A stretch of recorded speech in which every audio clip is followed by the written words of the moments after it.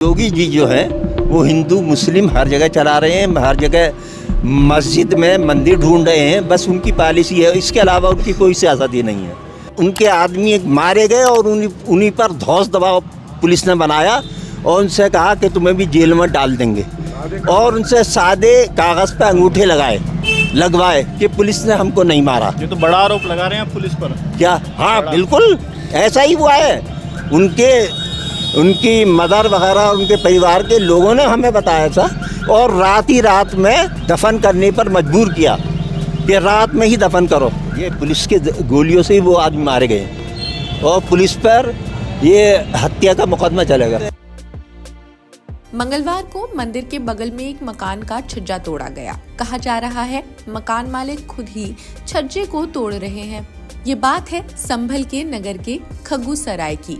खग्गूसराय में 46 साल बाद शिव मंदिर के कपाट खुलने के बाद श्रद्धालु दर्शन के लिए सोमवार सुबह से ही भीड़ लगाकर खड़े हुए। ये भी करे थे पूजा, तेली भी करे थे और तहसील पे ऊपर में धो भी करे थे। तो कब से ये फिर बंद हो गया? ये बंद हो गया ऐसे ही। कितना टाइम हो गया? टाइम हो गया, फिर खुल गया था, खुला हो पड़ा। आपके जमाने में खुला पता बंद था? हाँ बंद हो गया था, फिर खोल दिया इन लोगों ने। यहाँ पर जो सार्वजनिक स्थानों से जो अतिक्रमण हटाओ अभियान चल रहा है, तो उसी क्रम में हमारे नायब तहसीलदार इस क्षेत्र में थे, तो उनके द्वारा मुझे बताया गया कि मैडम यहाँ एक कुआं है, तो अभी मैं उसके बाद आई हूँ। प्राचीन शिव मंदिर के दर्शन के लिए शहर के साथ ही ग्रामीण क्षेत्र के लोग भी पहुँच गए। सोमवार को दिन भर लोगों ने मंदिर में पूजा अर्चना की। आचार्य जी ने बताया कि सुबह से शाम तक 500 से ज्यादा श्रद्धालु पहुंचे। बताया सुबह 6:30 बजे से मंदिर के दर्शन शुरू हो गए। इसके बाद दिन भर लोगों ने भीड़ लगा दी। मालूम हुआ कि शिव मंदिर 46 साल बाद खुला है। 1978 में दंगा हो गया था। इसके बाद हिंदू परिवारों ने पलायन कर दिया। इसके बाद से ही मंदिर में ताला लग गया था। अब पुलिस प्रशासन के सहयोग से ताला खुल गया है। इस सूचना के बाद शहर के साथ ग्रामीण इलाके के लोग पूजा दर्शन के लिए पहुंच गए। एहतियाती के नाम पर पुलिस तैनात कर दी गई। शिव मंदिर पर सोमवार की सुबह और शाम में आरती की गई। इसमें बड़ी संख्या में लोग शामिल होने के लिए पहुंचे। उधर योगी जी विधानसभा में अपना भाषण दे रहे थे। मंदिर के देखिए एक हवा खड़ा कर एक सुई का फावड़ा बना देना, तो मंदिर का कोई भी मसला बिल्कुल कतई है ही नहीं। ये जो न्यूज आर भारत पे मैं देख रहा था वो आ रही थी, मुझे बड़ी हैरत हुई और ताज्जुब भी हुआ और अफसोस भी हुआ कि भाई कि 46 साल मंदिर मुसलमानों के कब्जे से मतलब ये आजाद कराया गया और वो भी सांसद के घर के पास, जबकि वो मंदिर आज भी उसी हालत में मौजूद है जिस हालत में वो लोग वहां पर जो रहते थे 8-10 परिवार के लोग हिंदू साहिबान, वो बेचकर गए थे अपने दूसरी जगह को।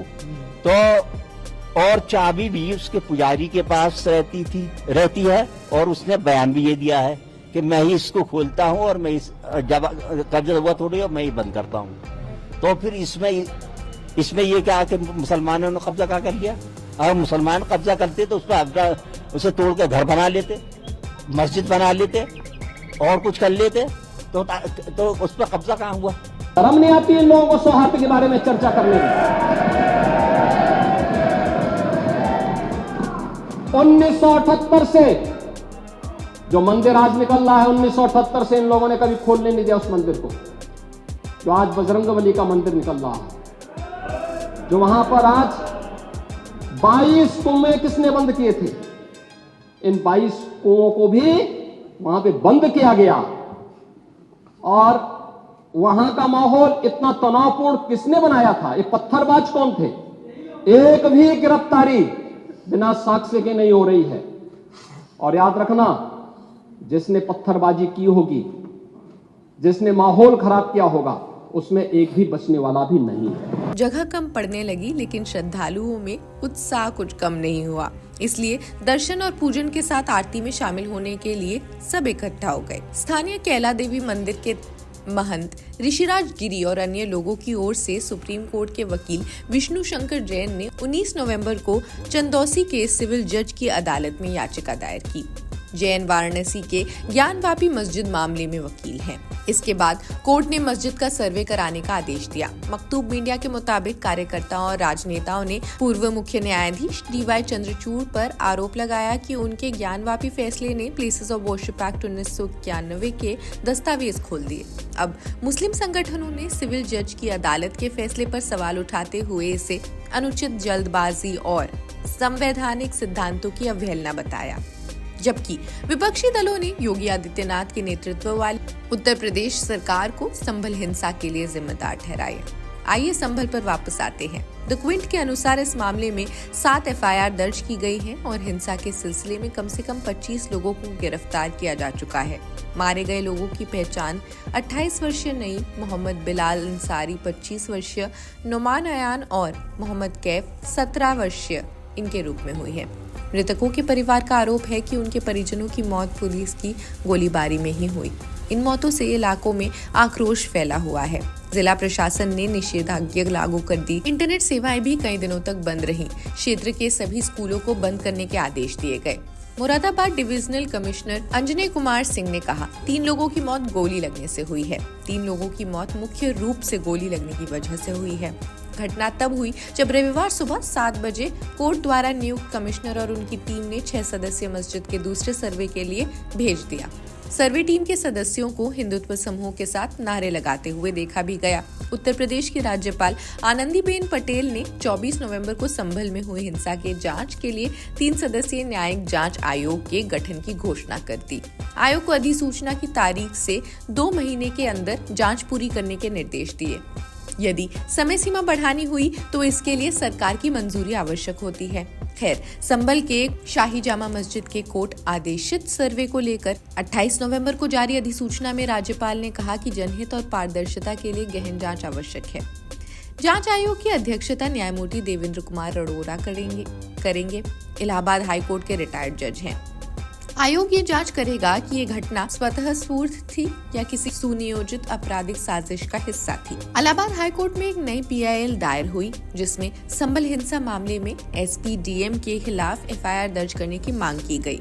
ये याचिका हजरत ख्वाजा गरीब नवाज वेलफेयर एसोसिएशन की ओर से वकील सहर नकवी और मोहम्मद आरिफ द्वारा दायर की गई है। याचिका में दोषी अधिकारियों की तत्काल गिरफ्तारी की मांग करते हुए आरोप लगाया गया है कि वे 4 मौतों को लेकर सीधे तौर पर जिम्मेदार हैं। याचिकाकर्ता ने कहा कि अब तक इस घटना के लिए जिम्मेदार अधिकारियों पर कोई कार्रवाई नहीं हुई है और न्याय दिलाने के लिए हाईकोर्ट के हस्तक्षेप की मांग की है। इसके अलावा एक और PIL दायर कर हिंसा में राज्य सरकार और प्रशासनिक अधिकारियों की भूमिका की जांच की मांग की गई है। इसमें रिटायर्ड हाईकोर्ट जज की निगरानी में SIT गठित करने की मांग भी की गई है। सवाल ये है कि न्याय की इस दौड़ में हकीकत कौन सी है? कोर्ट का आदेश सही था या जल्दबाजी? हिंसा कैसे हुई, इसकी पटकथा पहले से ही लिखी गई थी। अब जांच आयोग का काम तो यही पता लगाना है, लेकिन इतना तय है कि संभल से लेकर लखनऊ तक सियासी घमासान चल रहा है। खैर, इस खबर में बस इतना ही। आप क्या सोचते हैं कमेंट्स में जरूर बताएं। देश दुनिया की अन्य खबरों के लिए जुड़े रहिए जनसत्ता के साथ। शुक्रिया।